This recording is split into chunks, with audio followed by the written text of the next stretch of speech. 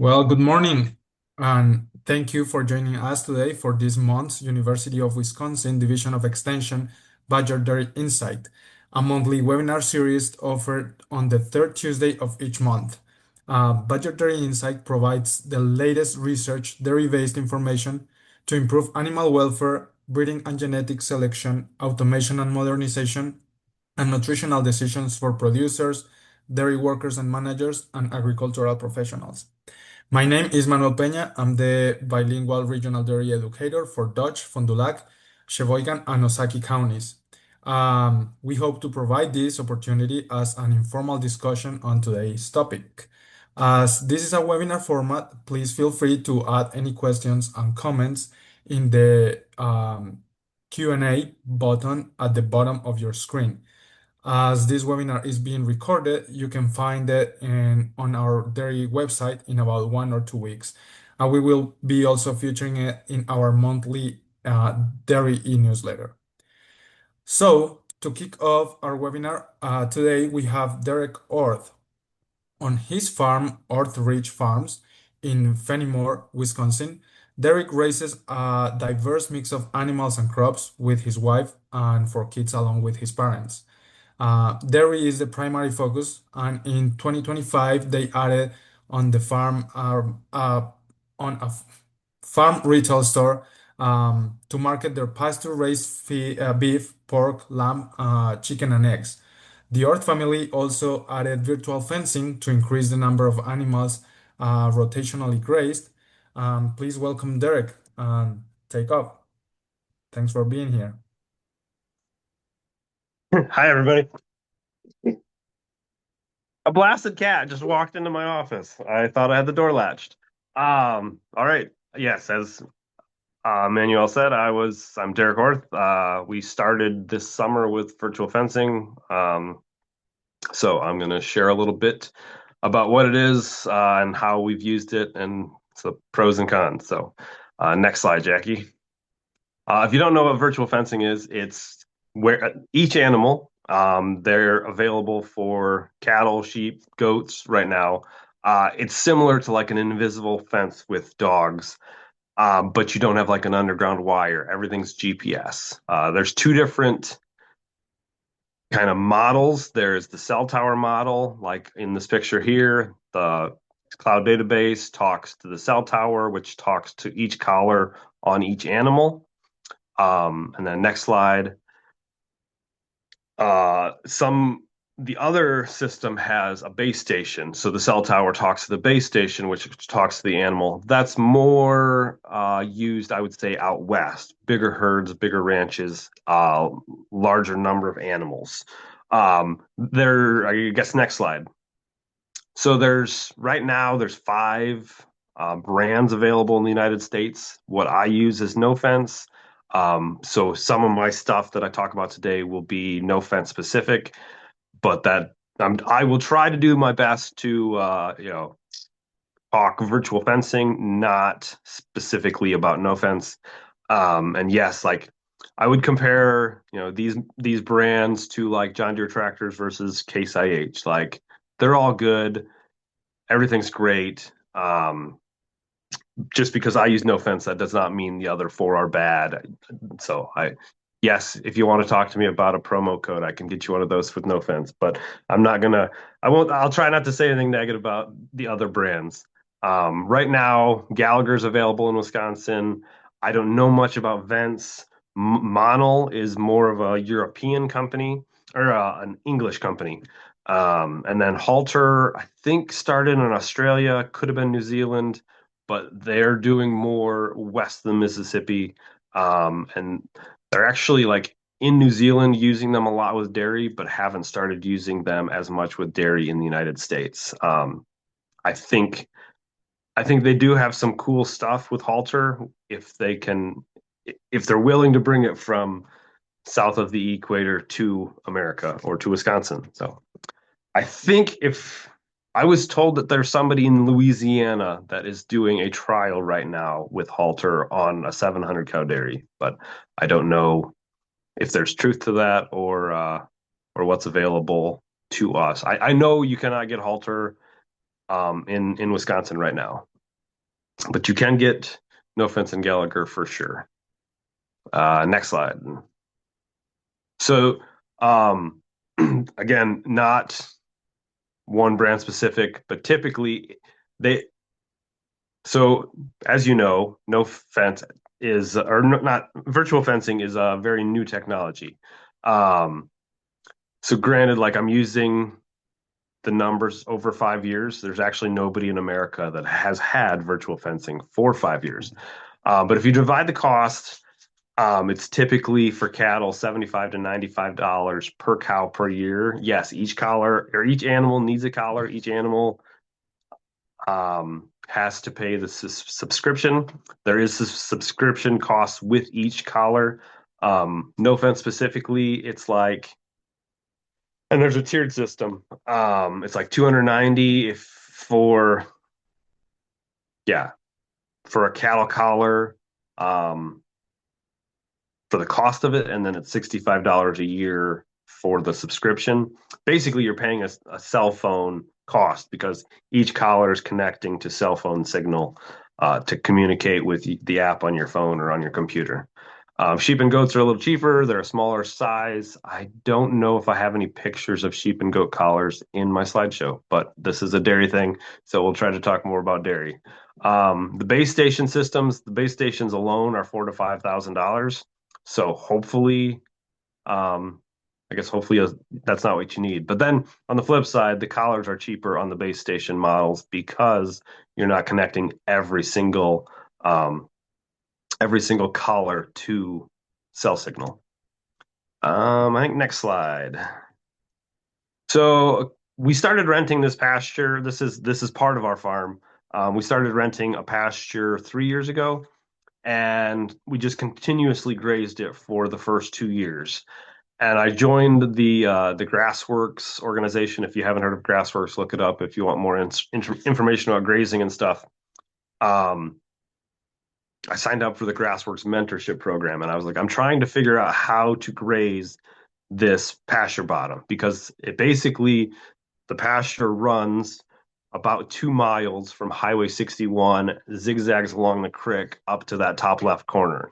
It's like, how could I rotationally graze this pasture? And the mentor in my program, he's like, why don't you get virtual fencing? Because then you could just, he's like, otherwise you're going to be walking through the creek twice a day. So then I started looking into virtual fencing, and here we are, 10 months later. So I used the virtual fencing on this pasture all of 2025. We had two different groups of heifers. They were bred heifers, and basically slowly worked them across the pasture, giving them access to grass and water every day, and then shade on the hot days. You can see in the bottom right, there's plenty of woods. We would let them go up into the woods on the hot days. Um, but this was a good example of, you know, there's people in Wisconsin that have an 80-acre pasture and it's a rectangle or a square, and it's easy to rotationally graze on a square or a rectangle with post and reel. And it would not have been easy to rotationally graze this pasture without looking into virtual fencing. So, next slide. That so when our heifers were on pasture, we gave them grain every day. We just sprinkled it onto the ground, and then we had a mineral tub. I think there's a picture of that somewhere. This is it's actually my backdrop too. But this cow or heifer, her collar was way too loose, so I wanted to definitely specify that. But if you do look into virtual fencing, watch the videos that are all about collar size placement, and like because we use them on heifers, we did have to adjust them throughout the summer, making them a little bigger as their neck grew. If you put them on, old beef cows or older cows, you shouldn't have to adjust the collars as often. But next slide. So this is what the app looks like on the phone. You basically put in fence posts where you want them to go.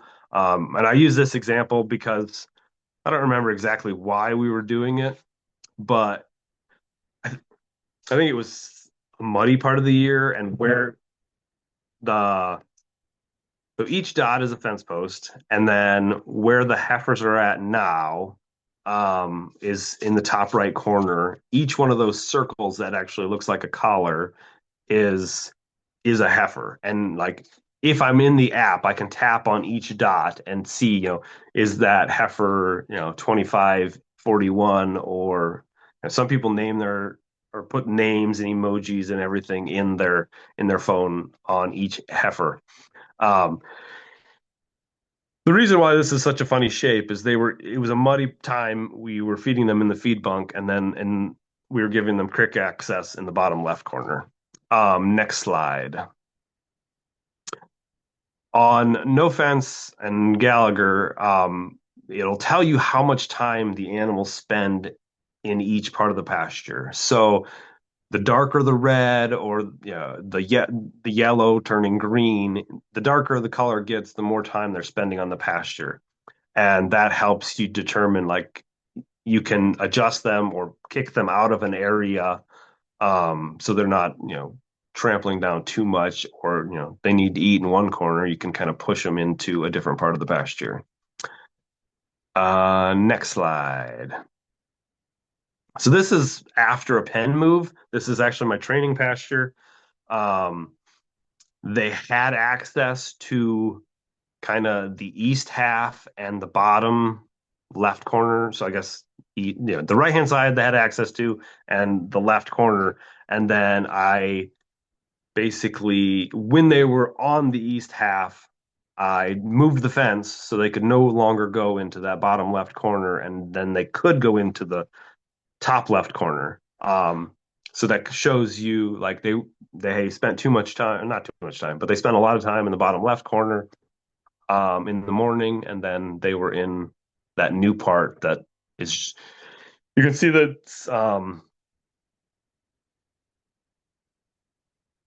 you can see where they're at, but then you can also see like there's some trees in that area. They haven't made it to the trees yet because there's no red or greenish tints to those spots. But it is, and they're getting like no offense.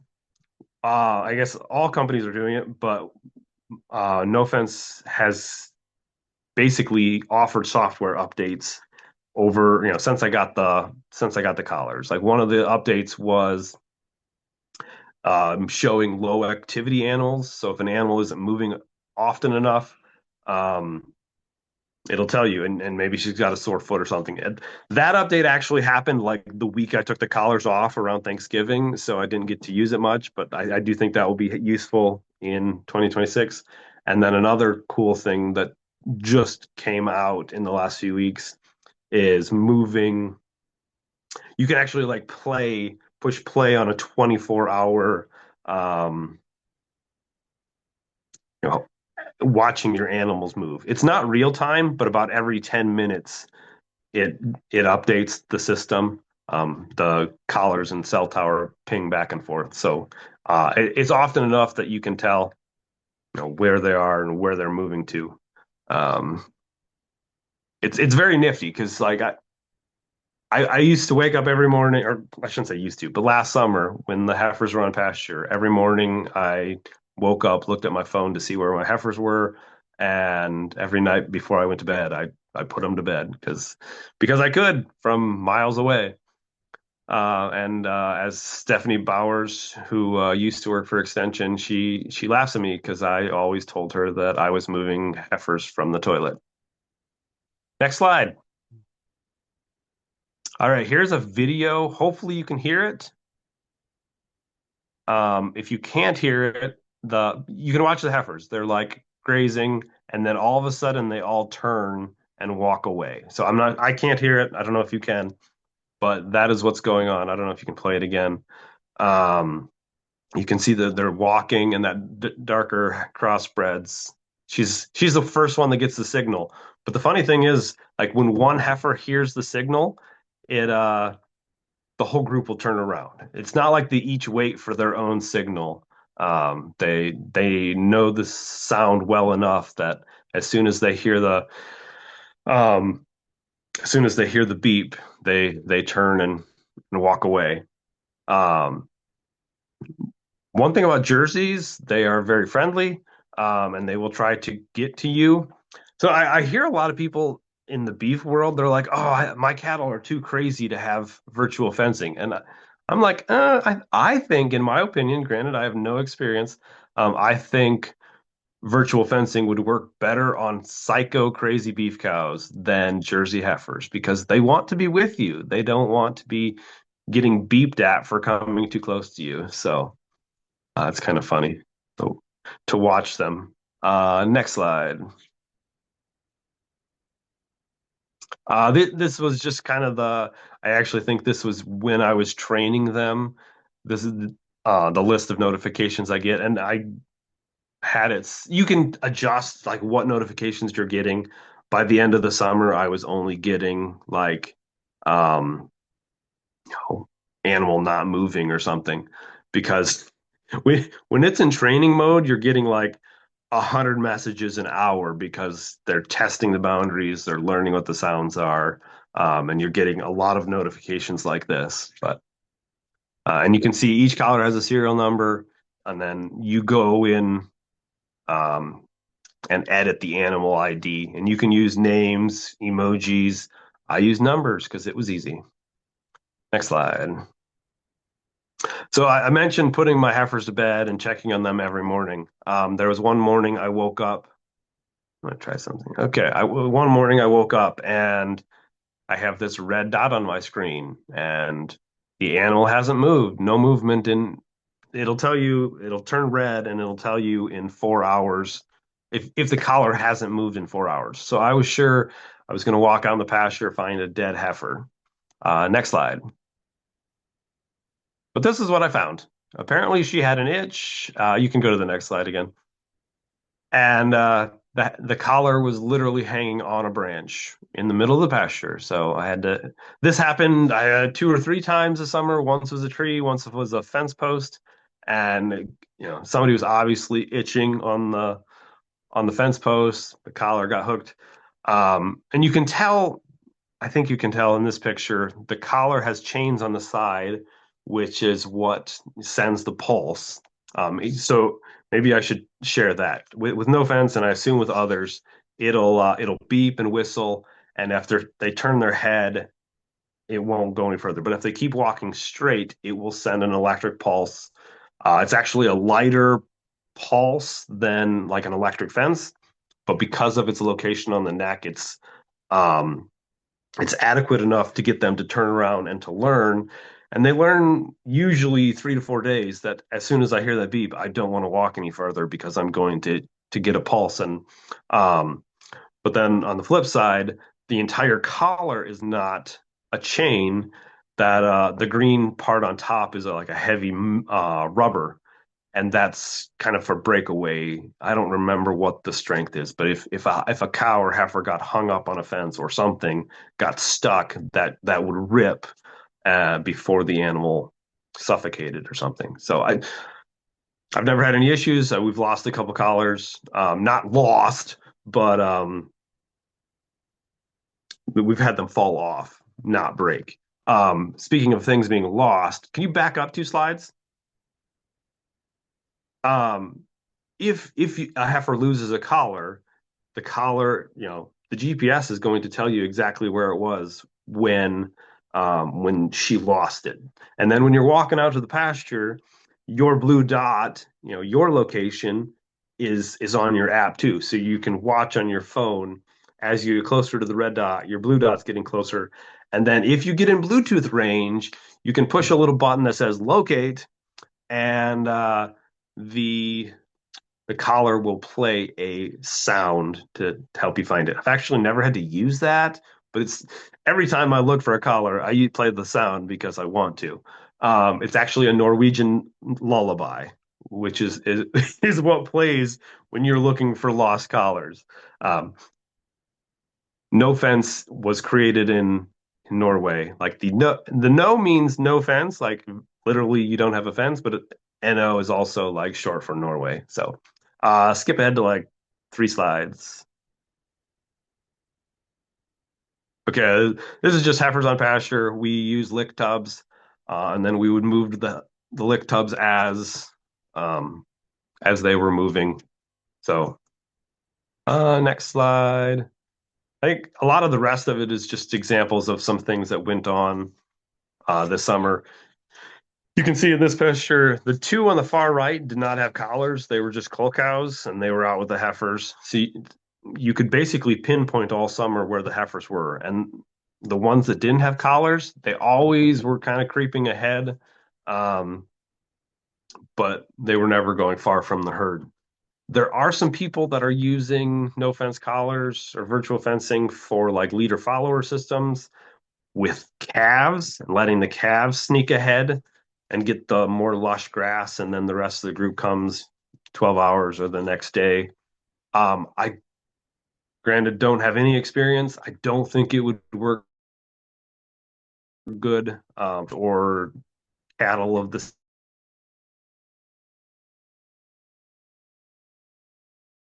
same age group have like a herd mentality, and when they can see each other, they try to get together. The only time I had the entire group of heifers get out of the paddock they were supposed to be in was when they could see a different group of heifers on on the other side of the fence, but they left. They all, I don't know, 30 some of them went through the pulses and the sounds and went to hang out with their friends on, next to the fence. But so that is one thing about virtual fencing. You might have It's harder to have like different groups of animals because they're still trying to get together with that herd mentality. Next slide. Similar picture. Somebody told me not to put a collar on a bull, so I didn't. But you can see the far left. There's a bull. He's kind of away from the group. Um, but like all summer long, you could see how close and tight knit the group of heifers were as they moved across the pasture. And then the bull is usually we would AI like I guess we AI'd this group and then we moved them out to the pasture with an Angus bull. So next slide. One of the cool things we did, and you can do with virtual fencing, we chopped this field and we just let the heifers out for a couple days. There is perimeter fencing on like two sides of them, but they could have walked to Highway 61 if they wanted to. It's like a half a mile away. They just had to walk around the trees because there was no perimeter fence on the other side. Granted, like don't tell your friends, but it worked. Stupid cat. Um, I'm hoping this summer we can do some like interseeding, and then after we chop corn, we can actually like give them something to eat instead of just foxtail and fall panicum like they're chewing on now. But the heifers really enjoyed like picking up the corn stalks that had been knocked down and stuff. So it's very good, low cost way to utilize your fields a little better in the fall after corn silage. Next slide I think is kind of the same group. You can with virtual fencing you can basically run them anywhere and trees, cricks. This was the edge of the cornfield, just some brush growing up, and they were all going in, chewing on stuff. And if you were trying to do that with a post and reel, it would probably be a nightmare, or you just wouldn't do it. Next slide. This is just a really pretty picture. This heifer was not on my good side because I had gotten the entire group out of the pasture, and this one like ran away from us. So she was in the pasture by herself for a few days, but got a really cool picture of her. She's calved in now. She's doing great, but she was not on my good list for a few days. Next slide. This is that map again, just kind of showing some of the stuff we did. And it might, like, I put it in here twice because I thought, seeing it the first time, you might think, like, that doesn't make any sense. But then after understanding how the collars worked and stuff, why I felt virtual fencing made sense for me in this pasture. Next slide. One of the things I like the most about virtual fencing, I don't have to worry about my kids getting hung up on electric fence anywhere. And so this is a picture of my 4-year-old who sent me a video or sent me a text message from my mother, his grandmother. Dad, you look tired, which is always friendly. Um,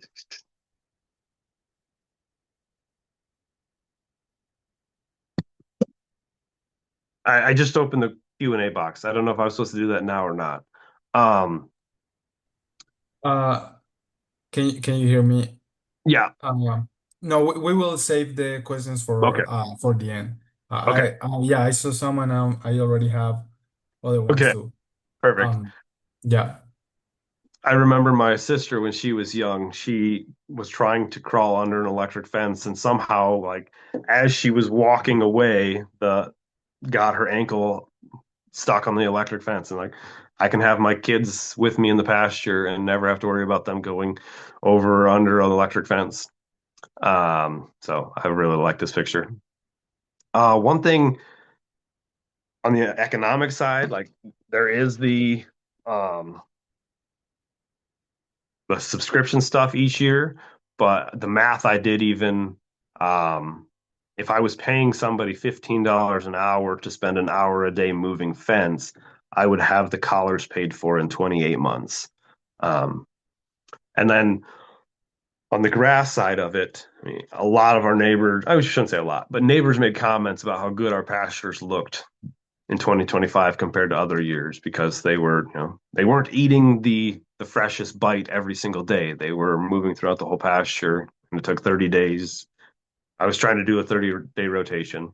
My grandpa complained, like, why don't you have cattle out in those pasture? I was like, because they gotta wait until they get to that part of the pasture. You just couldn't see them from Highway 61. So, next slide. Because there's my contact info if you want to call me. If you call me, I won't answer, but you can text me. There's my website and my email address, and we'll have more Q&A at the end. Thank you. Awesome. That is very interesting. Thanks a lot for sharing, Derek. Yes, as I said, I have a couple questions. You guys, please feel free to drop your questions at the Q&A.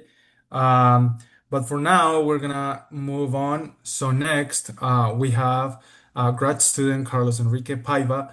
He was born in Brazil and he did his bachelor's at the State University of Northern Rio de Janeiro. He's currently in the final year of his PhD at UW-Madison, where his research investigates the long-term effects of heifer-rearing management on the productive life of dairy cows. Thanks a lot, Carlos, for being here, and please take over. Uh, Thank you so much. Just let me just put the presentation sharing mode. Just 1 second. Yeah. Mm, Yeah, meanwhile, please feel free to keep dropping questions, comments um, at the Q&A box, and we hopefully we'll have time for later discussion. can you see the presentation? Uh, I can see it is not in presenter mode. Now it is, right? Um, there you go. Okay. Okay. All right. Can I move on? Okay. Thank you so much for the for inviting me to be part of this web. It was a great pleasure to be here and presenting a little bit about the data that we have collected for my PhD. So, and today, the title of my presentation is going to be the long-term effects of heifer-rearing system on growth and lactation performance of dairy cows. And to begin with, let's start talking about the main events that we have throughout the heifer, like the growing period for a dairy heifer until they start producing milk. The first event that we have is the birth, right, which is really important for like the management that we have to do with them. So the second one is the weaning, and the period between them, between birth and weaning, we call the pre-weaning phase, and we have a particular management that we have to follow in the recommendations for performance to have the heifer ready for weaning. So after we wean the heifers, we are going to start preparing the heifers to get bred, right? So in that period, we call the period prepuberal period or the prepuberal heifers. And also, after weaning, we have a period that now we are investigating more. It's the post-weaning period, and we are collecting a lot of information in many universities nowadays. And then after breeding and all that, when the heifers are pregnant, we are going to start like moving forward to get the heifer ready for the first calving. And for each stage, we have a recommendation to optimize milk performance after first calving. So it's just a summary. And today in my presentation, we're going to talk more about after the management after weaning for the dairy heifer. So let's start talking about like the costs and the prices that we have out of the market nowadays. What we have seen, heifer costs, the prices for heifers are increasing a lot since 2019. And basically, it's complex and there are many factors involved in that, but one of the main ones is the feed cost, right? It's like about 50% of the total cost in the farm. And one strategy that we use for to reduce the cost is like putting the heifers outside on pasture. And we have a lot of data showing we can reduce the total cost of heifers when we provide them some pasture access, because the pasture biomass is pretty cheap to produce. And even though like in our scenario here up in Wisconsin, we have like a reduced grazing window compared with like in other states, but it's still impactful. And it's a strategy that some farmers they like to use to reduce the cost.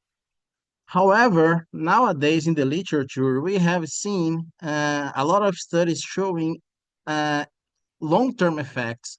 When I say long-term effects, like what do we do with the heifers in early life, it's actually impacts the lactation performance or the longevity of the cow in the herd. And basically, it's just a summary here that we can see in this diagram. And one of them that people say a lot is about, like, for example, heat stress, and the diet and the diet formulation of the, like, for the heifers, and also the fetal programming impact when we have, for example, heat stress in the pregnant heifers. So based on that, we decided to perform a study, and the main question that we had was, does raising heifers on pasture affect their performance in their first lactation or in their productive life in general? So that was the main research question that I had in my PhD. And basically, that question came because I worked on a data that we collect in 2010 in Prairie du Sac in USDA farm there, and it was performed by Dr. Jeff Brink. And what he did, he had like two group of animals. As we can see here in the graph on the left, the green, just one second. Okay. The green line over here, it represents the heifers raised on pasture. When I say raised on pasture, it's after weaning when they were about 5 months old. And when we had pasture available, we put the animals outside. It was one of the treatments. And the other treatment, which represents by the brown line here on the bottom, it's the heifers only raised on confinement. And what we saw after calving, in this graph on the left here, the heifers raised on pasture, they produced more milk compared with heifers only raised in the confinement. So it was a really interesting result that we saw.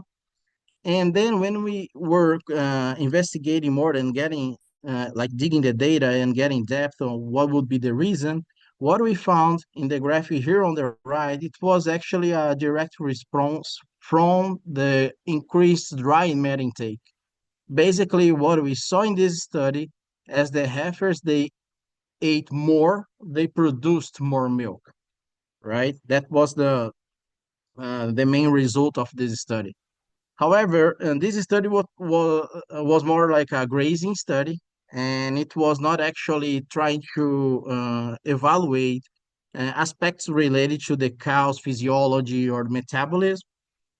And based on just to point out here how impactful raising the heifers on pasture was, we had about 3,000 pounds more milk from the heifers raised on pasture compared with the heifers only raised in the confinement.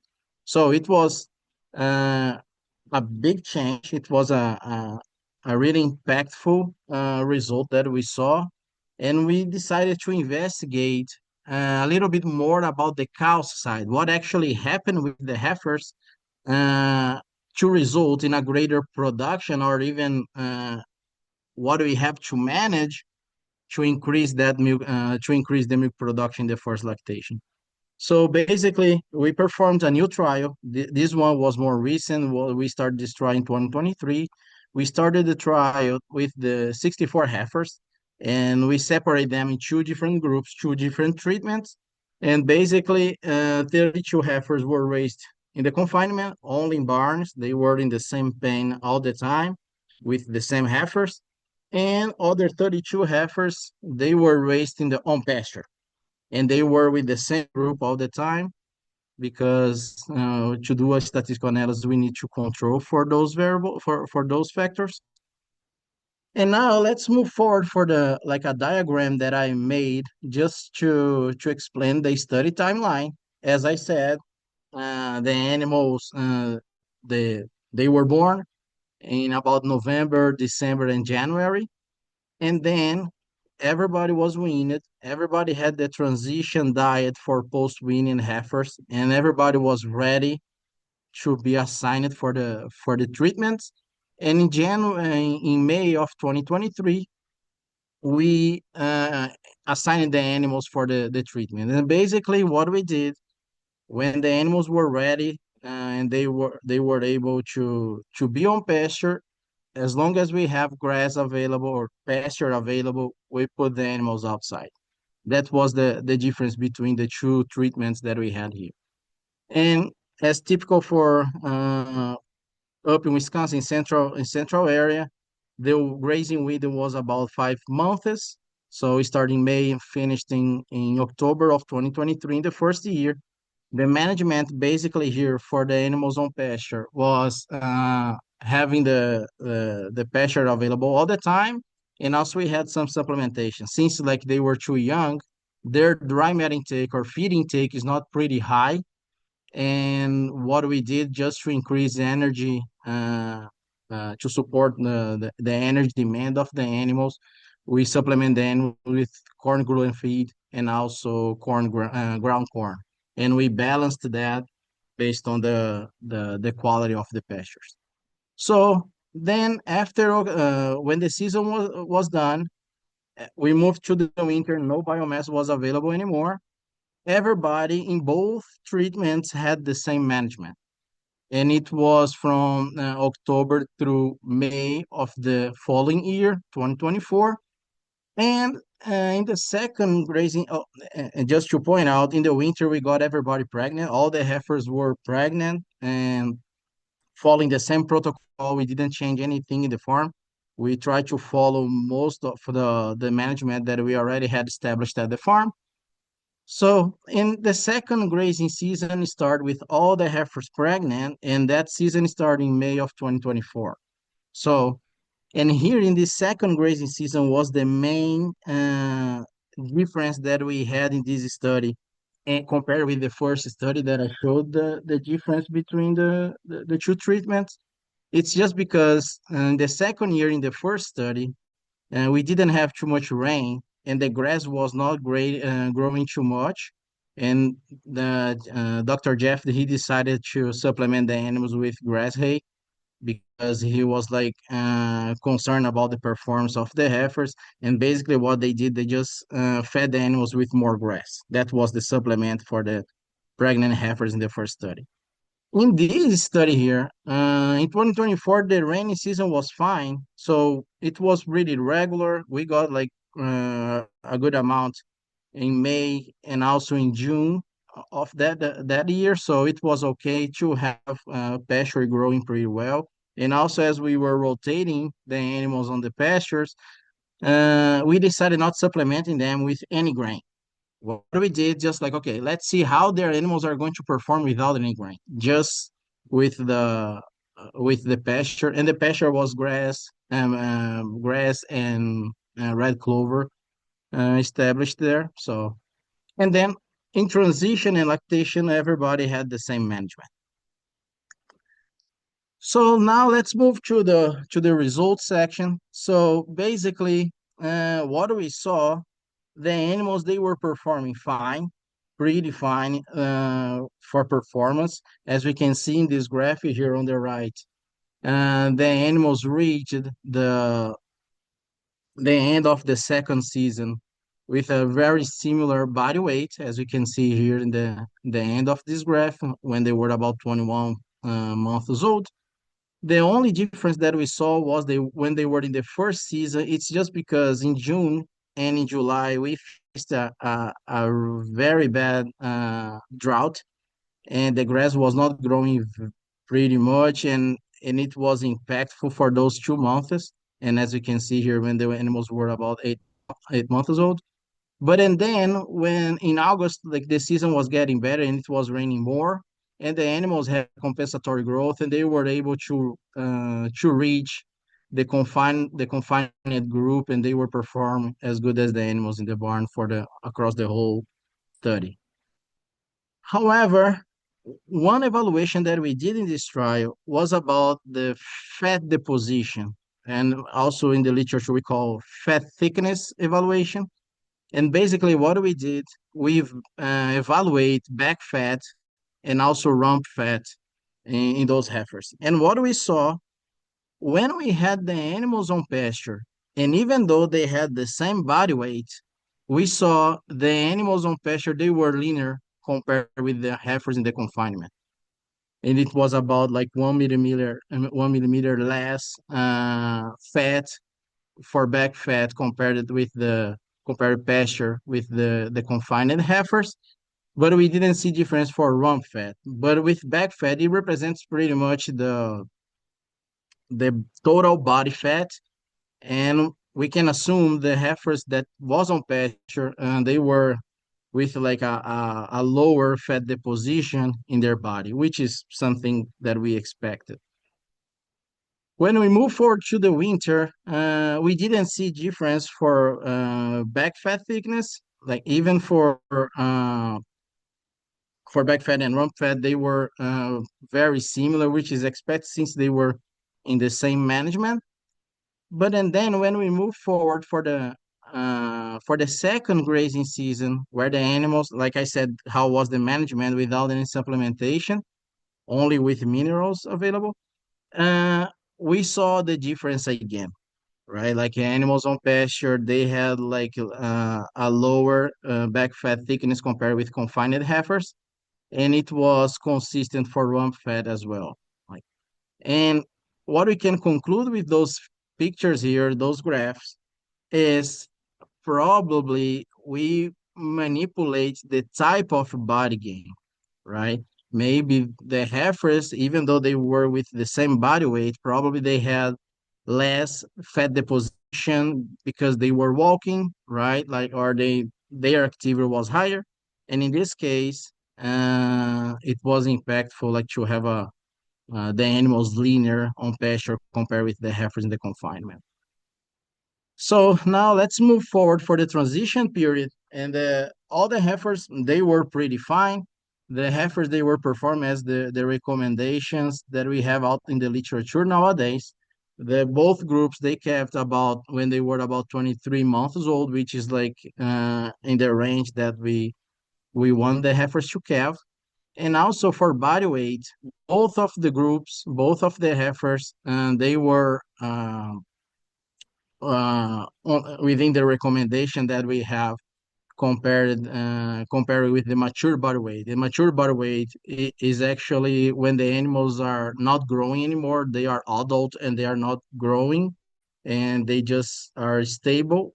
It happens when they are about like the third lactation. and we compare with those values. And basically what we have in the literature nowadays is at least 94% of the mature body weight at first calving, and we had 98% and 96% for confinement and pasture heifers respectively.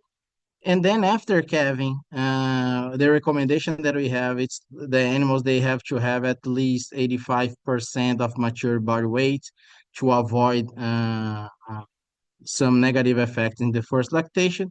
And both of the groups, they were pretty fine. Like the heifers in the confinement, they were about 89% of mature body weight after calving, and the heifers that came from pasture, they were about 86%.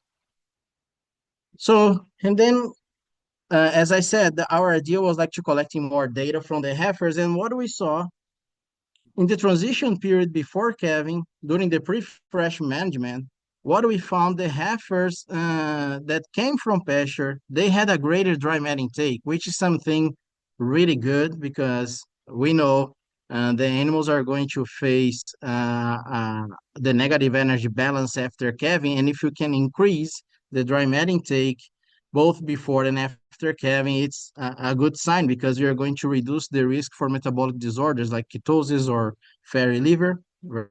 So this was one of the positive results that we found in this study. So, and when we check in the literature, it's not something uncommon to find. That is a study from University of Minnesota that Dr. Chester Jones, he was presenting in a extension event that he was presenting some data from his group, and he also saw some difference when they had continuous or rotational grazing heifers came for the transition before calving. They saw a big difference when they compared with feedlots, and in this case they found about more the animals were eating about 5 pounds more feed, and which is like something pretty consistent looks like. And well, we still need to investigate more to explain those difference.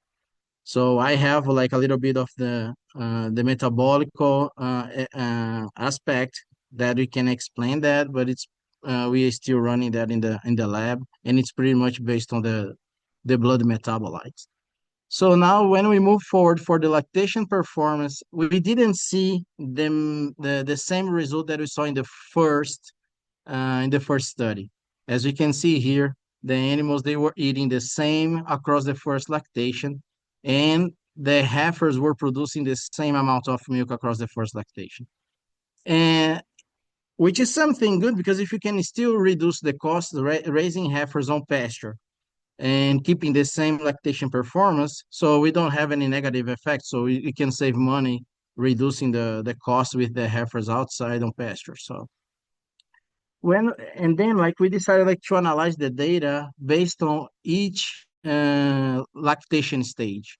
And what we found in early lactation, and the heifers raised on pasture, they had a greater average daily gain in early lactation. And maybe that was one of the main reasons that we didn't see difference in milk performance, because basically what the cows were doing, or the heifers were doing, instead of saving this energy that they were putting for body growth, they were putting milk, they were actually like just growing. And that was maybe one of the reasons that the animals didn't produce more milk. And maybe with this result, what we can investigate more is like, okay, maybe it's not only the average daily gain that we have to find, we have to follow when the heifers are pregnant. Maybe we have to understand the type of gain that those heifers are having, and maybe the supplementation here is not to increase the average daily gain. It's more to manipulate the type of body weight gain. So that was something interesting, and we have to keep investigating that. And for mid lactation, we didn't see a difference for dry mat intake, milk yield, or energy corrected milk. They were performing the same. The only difference, statistical difference that we saw was about the percentage of protein, the protein concentration, but we believe it's just because it was a dilution effect. So since like numerically heifers that came from pasture, they were producing numerically more milk than the heifers in that came from pasture. It's basically just like the concentration of protein in the milk. So it's not actually uh, an effect related to the management. And when we move forward for the late lactation, everybody, all the heifers were producing the same, and now the heifers were having the same feed intake, and also the feed efficiency was the same across the first lactation. So just one result that we just found really interesting was about methane production of the heifers. When we are just remember, in the first lactation, everybody was fed with the same diet. We didn't have any difference for like to feed the animals during the first lactation. And what we saw in mid and late lactations, heifer raised in the confinement, they were produced more methane compared with heifers that came from pasture. So we are still evaluating some microbiome establishment and that we collect some rumen fluid from the heifers, and probably when we raise the heifers in different systems, we can manipulate the microbiome establishment as well. That's going to impact this difference in methane production. So we know methane production. Uh, when we reduce methane production, we can increase efficiency. So we can result in more milk. So it's something that we also are going to investigate as well, and maybe sooner we're going to have results about that.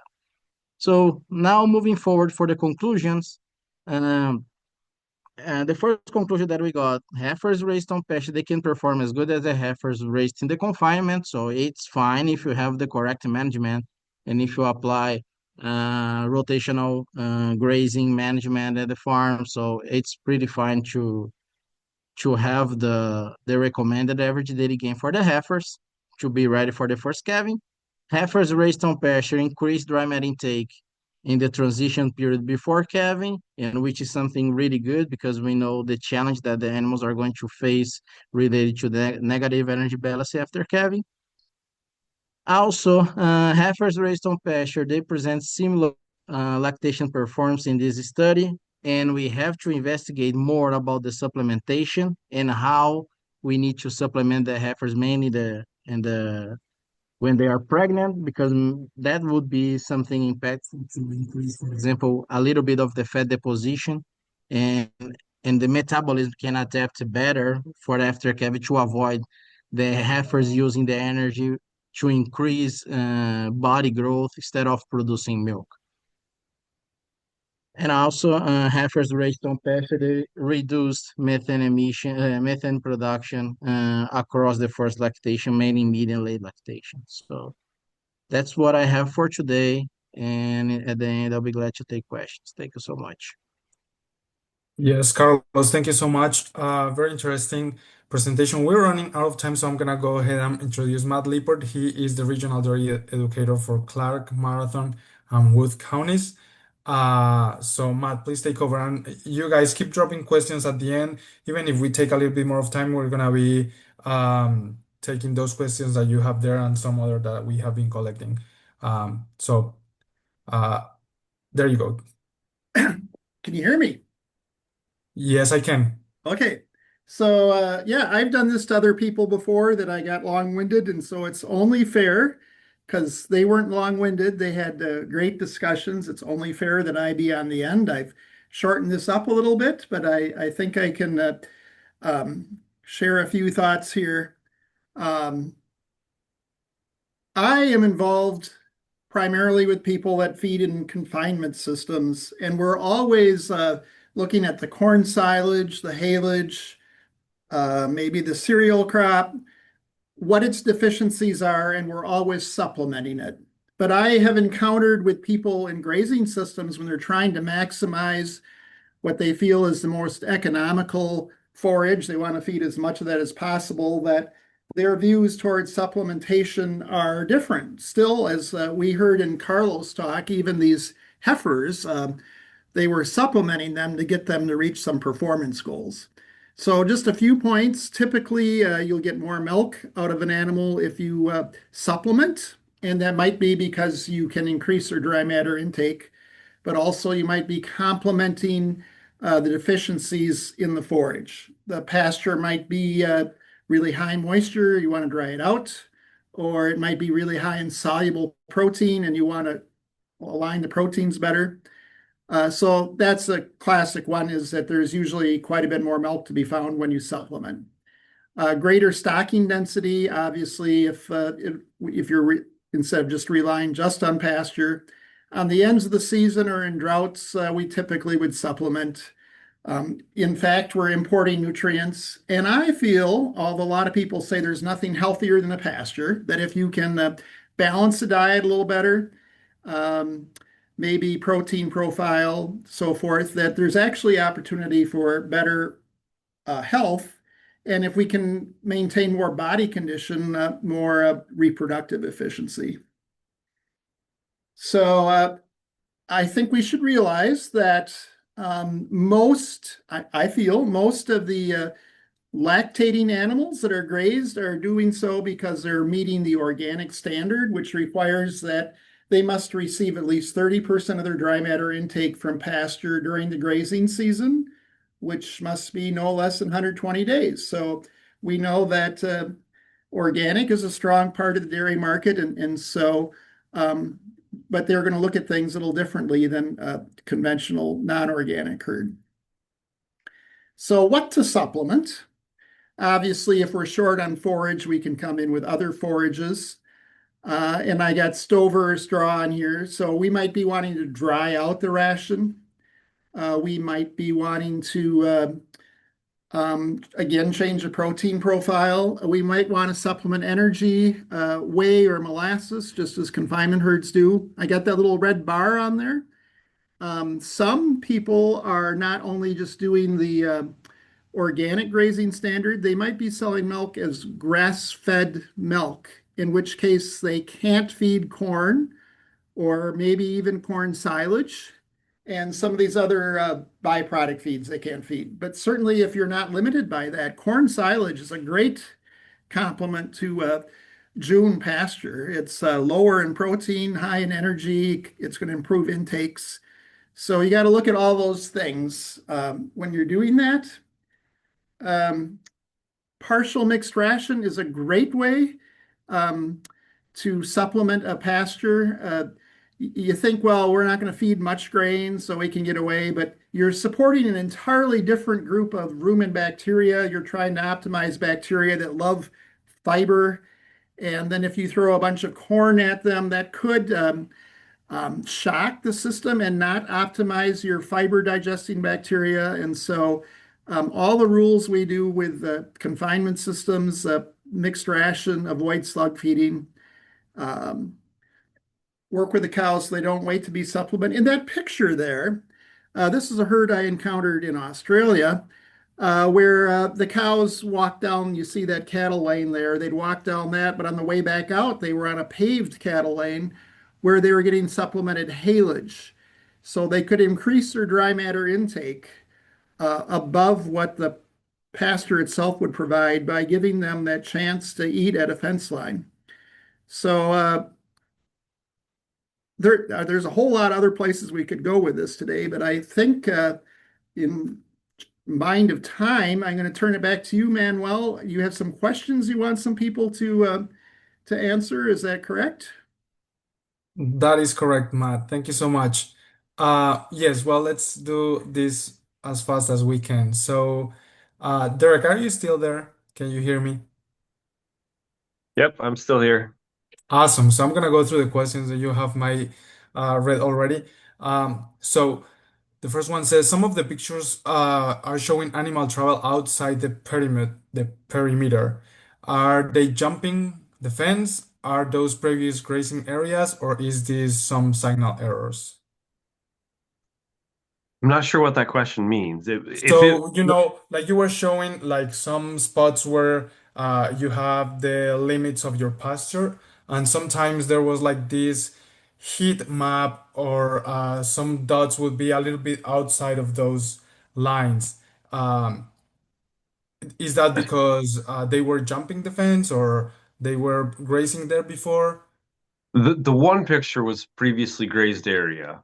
Okay, Um, every once in a while there was some that jumped the fence or snuck through the pulses, and I actually had one that like scooted a quarter mile away into the neighbors, and it's like there was little dots across the field where she had gone. But I think that's probably a majority of what my pictures showed were um, where they had previously been. right. So I guess we can also summarize the question to have you have like big issues with like animals jumping the fences at the end of the day. After, after training, no. The Okay. first week there was some, but it would go a month without anybody escaping. Right. I had a question on that. Like, how do you decide the training field? Like, do you do like a certain figure or like in certain spot or how does that go? I have like the 4 acres that are nice and it has good perimeter fence. So then like the first day I give them the whole area, maybe some of the edges. I would, if they got close to the edge, they would hear the noise. But then the second day, I wouldn't let them go in the west half. And then the third day, I would basically just shimmy it so that I think the one showed like I gave them the southwest or the bottom left corner, and then in the afternoon I gave them the top right, just to get them giving them different areas so that they understand like a the fence moves, and b like as soon as I hear this noise I need to be turning around or stopping. I see. Okay. Does tree cover impact color reception? I don't think tree affects color reception, but it does affect battery. There are like the Halter brand. I've been told that if you're going to have 65% tree cover in your pastures, they won't even sell you the product because they don't think their batteries can keep up or with the solar. Um, so I don't think it's a reception thing, but I do think Mhm. it's a battery thing. I would say that collars only have to like once they connect to the system once, Mhm. their collar will be updated with the boundary until the next time you move the boundary. So if you have cattle that once you have the boundary and they go in the woods, they don't need to connect to the collar until they're going to be staying. The collar's already once the collar's updated, then it's going Oh, to I see. keep the I see. boundary until the next time you move. So, What is the battery life of those colors? um, so they say you burn up about 7% or 10% battery as you recharge seven. But so like the collars I put on May 17th, there was only two that ran out of battery before I took the collars off when they came home. Okay. So it's a long period of time. Like it's 3 to 4 months plus. And like no Fence is making changes on how things react to try to get the battery life to last longer. The more often you move pastures, the more often the heifers or cattle, interact with the boundaries. Each one of those things uses up battery life, but Right. they do last pretty long. Okay, awesome. Let's move on. Do you pay the subscription when you have taken the colors off and put them away for the winter? You can sign up for either way. The first year, when you buy the collar, you pay for 1 year subscription. But then, like second year, you can decide either to pay monthly or annually. It's Okay. $65 annually, or I think it's $850 a month. Which, like, if you're only using them 8 months a year, yeah, it makes sense to pay a monthly. Okay, So awesome. there's options. There's options. Okay, and I would assume like each company has their own options to try to get to some clientele. Yep. Okay. All right, so I'm gonna move to Carlos. Carlos, can you hear me? Yep. Oh, and Derek, by the way, if we have some more time at the end, I will keep asking more questions. But Carlos, That's can you please tell us a little bit more about the kind of pastures that were involved in the study and also to mix that one with another question, well, from the same person. Mhm. Can you tell us more about the pastures and about the diet formulated for the confined heifers in So your yeah, study? no, that's a great question. So basically, in my study, we had about it was a area at the research farm that we had was about 2.5 acres for the first year, and in the second year it was about 10 acres that we managed that like rotation as rotational grazing. And in the first, in the second study, in the study that I performed, the grass, it was grass, legume mixed pasture. The grass was basically orchard grass and meadow fescue, Okay. and the legume was the red clover. So the quality, we were like watching the quality throughout the whole season, and it was about in the first year it was more like a bigger challenge because it was like dry and the protein level was pretty low, but we supplement the animal, so it was not like a big impact in the performance of the heifers. But in the second year, the range for protein, for example, was like between 12 and 18% of protein, so which was something really fine to keep the animals outside. And in the first study, the pasture was basically smooth broom grass and orchard grass mixed. Like they didn't have any legume mixed in the pastures there. And for the confined heifers, we didn't change the herd management.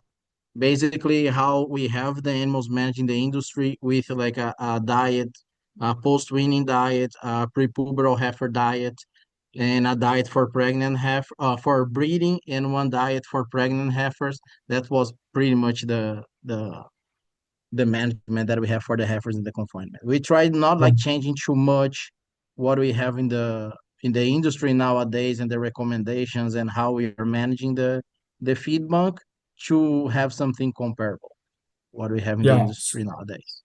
So it would be fair to say that um, most of the commercial farms will be having a similar diet Yeah. for the heifers. Hmm. Okay. Awesome. At the beginning, well, not at the beginning, but close to the middle of your presentation, you were showing the drop in body weight from the heifers grazing. You were mentioning that it was because of the drought That's right. period. Um, and then you mentioned that they come back as compensatory weight gain. Mhm. Do you think that is actually that compensatory weight, of they could have been performed better if they didn't go through that drought period and perform better Well, at the end? that's one question that we also have because like before breeding, important aspect that we have in the literature nowadays is about mammary gland development, you know, Hmm. and if they face a challenge that might be impactful for like the parenchyma uh, establishment in the mammary gland, but we didn't evaluate the mammary gland at this stage because we are trying more to collect data and then getting more directions for the next trials to perform. But yeah, like, I don't have the exactly the answer for that. That might be impactful, Okay. like because maybe we can like reduce the memory gland development. That might be a problem. But we didn't evaluate, and that's some question that we still have to look for the answers. So. Okay. Carlos, one more question for you. Were there any metabolic disease difference or dystocia between heifers raised on pasture and confinement? So yeah, for this study, as we didn't have too many animals, like to get conclusions is pretty hard for yes or no answers, because we need a Mhm. really high number of animals to run stats on that. But like what I can tell you, it was really well balanced. Like I think we had 3 cases of ketosis, like clinical ketosis in the heifers that were raised on pasture, and 3 or 4 in the confinement. So what we are going to have pretty soon is about the blood metabolites that might answer a little bit of these questions, but when like the measurement that we did at the herd, we didn't see difference. It was really well balanced, so it's not actually related to the management. So Okay. both groups doing Awesome. fine. Could I Now, just Laura asked about dystocia as well. And obviously, I don't think Carlos has an answer because he said the numbers are low, but I think that's a really interesting area for future research because, you talked about heat stress on pastured heifers, but certainly they maybe have more exercise. And so like an event like a dystocia, they might be beneficial in that by the fact that they've had more exercise. So I think it's an interesting question to look into further. Right. Yeah. Oh, sorry. Go ahead, Carlos. No, go ahead. Yes, so I wanted to ask you, Matt and Carlos, too, like from both your research and your experience, do you guys know of any difference in any reproductive measurement that you can tell between grazing heifers and confined heifers? Like, yeah, like how hard it is to get them pregnant, for instance, or um, yeah, well, we were talking about dystocia, but yeah, at the moment of getting them pregnant, for instance, is there any difference that you can tell? It's me first. Anyone who knows? Well, well, in the study that we performed, we didn't see any challenge with the treatment, like heifers that they were raised on pasture, they were like performing fine. The challenges that we have, for example, like repeating AI, we had in both groups. Maybe the Oh, challenge that okay, we can have at the farm, it's like if you don't reach the correct body weight to start breeding the heifers, you know. okay, That's might be the biggest challenge. If they are not like in the right body weight to get bred, that might be like a big concern. But if they are performing as we have in the recommendation nowadays in the literature, I don't believe we are going to have issues in that case. And mainly here, because like in the winter, in the case like in this study, that the animals were managed with the same diet, so probably like it wouldn't be impacting the study. Hmm. So I see. Do you have anything, Matt, Well, you to add on invited me that? to answer that. So, Yeah. yeah. Um, I think in Carlos' study, they did a really good job, as he pointed out, in matching body condition score. And to me, that would be the one of the most important factors for subsequent reproductive performance. But on a lot of pastures that aren't on research farms, some confinement heifers often are too heavy, and some pastured heifers are too thin. So I think if you had thin pastured heifers, you would see a negative effect on future reproductive performance. And I think Marshfield, where they did that trial, said we're not going to let that happen, and we shouldn't let confinement heifers get grazed heifers get thin. So, mhm. Okay. do you want those Oh, closing slides up? no, no, we're gonna just finish it up with one last question for Derek. I was wondering about the water sources in the virtual fencing. Did you have like one water source and then cows would move all the way uh, to where they were going and then back to the water, or how did you manage that? So this past summer it was mostly just crick. If Mhm. they were close to the buildings, there's automatic waters, but I would try to give them access to the crick as they Okay. move because I mean, it's like 2 miles of crick bottom, and the fence is 100 feet up across in some places. Um, the I've been tr I applied for equip funding to get more collars. And if I get the equip funding, one of their stipulations is I have to be able to give them water access in certain parts of the pasture that aren't super close to the creek. So Right. we'll see. If you looked at that map again, there was two like water lines drawn in. Um, so if I get equip funding, then I'll be putting in a water line or something. Um, Awesome. Matt had asked the question in the chat, not in the Q&A, something about removing fencing. I don't know if he was talking about perimeter fences or what, but I like I still think there should always be perimeter fencing around no fence or virtual fencing. Like perimeter fencing is still very important. I know people that have run cattle on side roads with virtual fencing without, basically running in the ditches. But I still think perimeter fencing. So I'm not ripping any fences out with using the collars. Okay, well, if you do, then we will invite you to tell us about your experiences.